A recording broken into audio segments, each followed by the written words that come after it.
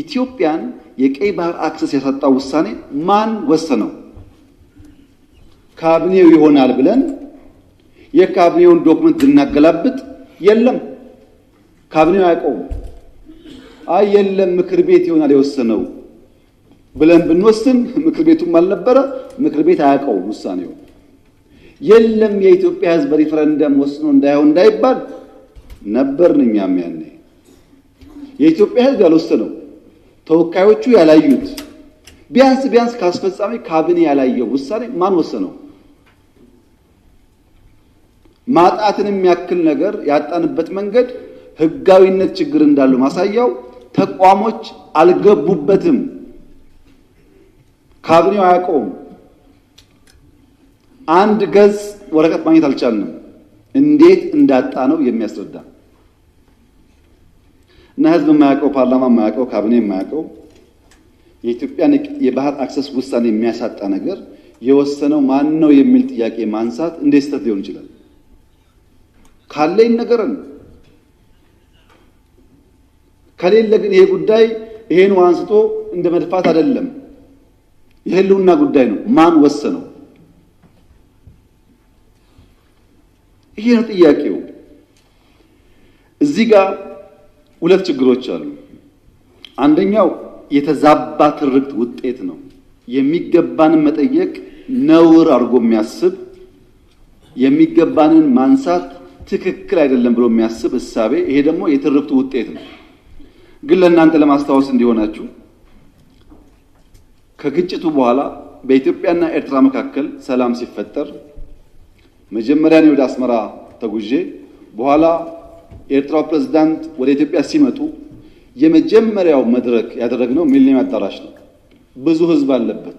በላይቭ ቲቪ ሁላችሁ ወይ ነበራችሁ ወይ ሰምታችኋል። ካልሰማችሁ አሁን ገብታችሁ ዩቲዩብ ላይ ስሙት። የመጀመሪያው ስብሰባ አሰብ ነው የሚለው እሳቸው ባሉበት ለህዝብ በሚገባው ልክ የረሳችሁን ለማስታወስ ብቻ ነው። ኤርትራ ስመላለስ አስመራን ካየው በኋላ ከክቡር ፕሬዝዳንቱ ጋር አሰብ መሄድ ፈልጋለሁ ብዬ አሰብ ሄጄ ነበር። አሰብ ባህሩ ጋር ቆመን ያወራነው ምንድነው? ስለ ፖርት ነው። ተመልሳችሁ ማየት ትችላላችሁ። የት? ኤርትራ ምድር ውስጥ። ሶስተኛ የመደመር ትውልድ መጽሐፍ ላይ በግልጽ ጂኦፖለቲክስን አስፍሬ የአሰብ ጉዳይ አስቀምጬ ለኤርትራ ባለስልጣናት በስጦታ ልኬላቸዋለሁ። ሚስጥር እኮ አይደል፣ ያውቁታል። ለሁሉም ልኬላቸዋለሁ። አራተኛ እናንተ የምታውቁት የዛሬ 6 ዓመት 5 ዓመት ባህር ኃይል አቋቁመናል እና ምን እዚህ ውስጥ ነው ማይኑ ባህር አቋቁመን ነው?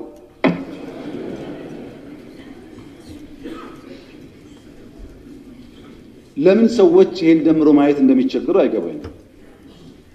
ኢትዮጵያ ቀይ ባህር እንደሚያስፈልጋት ከለውጡ በፊትም እናምን ነበር፣ እንናገር ነበር። ያኔ መደመጥ አንችልም። ከጀመርንበት ቀን አንስቶ ግን ንግግሩ አለ። ያ ንግግር ግን ሰላማዊ መሆን አለበት። የተከበሩ እንዳነሱት ከኤርትራ መንግስት ጋር ተስማምተን ከዚህ ወደ አሰብ ሄደው መንገድ ጠግነናል እኮ እኛ እንከፍታለን ጠግነን ነበር። ከጠገን በኋላ ችግር አለብን፣ ፖርቱ ተዳክሟል አሉን። አሁን አንዳንዶች ልክ ጸቡ እንደ ኦቨርናይት የመጣ ያስለሰዋል። እንደዛ አይደለም ታሪኩ፣ ስለማንናገረው ነው። መንገድ ጠግነን ከጨረስን በኋላ ፖርቱ ችግር አለበት ሲሉ የጋራ ወዳጅ የሆነ ሀገር ለምነን ጄኔሬተር እና ክሬን በእርዳታ ወደ ኤርትራ እንዲመጣ አድርገን አሰብ ፖርት ሲደርስ የኤርትራ መንግስት አልፈልግም ብሎ መለሰ።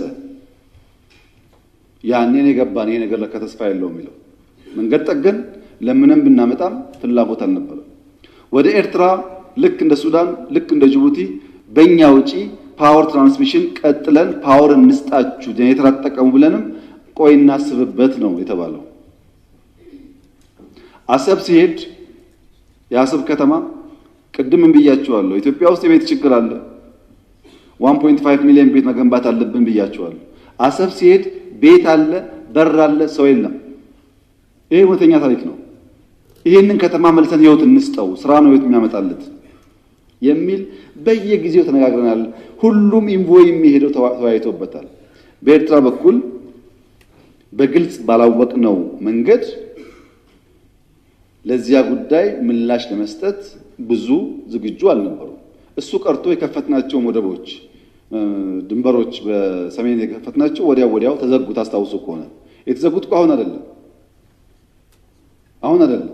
እናንተ ችግር እንዳለ ሳትሰሙ ነው የተዘጉት። እና የኤርትራ ህዝብ አሁንም ወንድም ህዝብ ነው፣ ምስኪን ህዝብ ነው፣ አገሩን ለቆ የተሰደደ ያለ ህዝብ ነው። ከዚህ ህዝብ ጋር በጋራ መስራት መተባበር ፍላጎት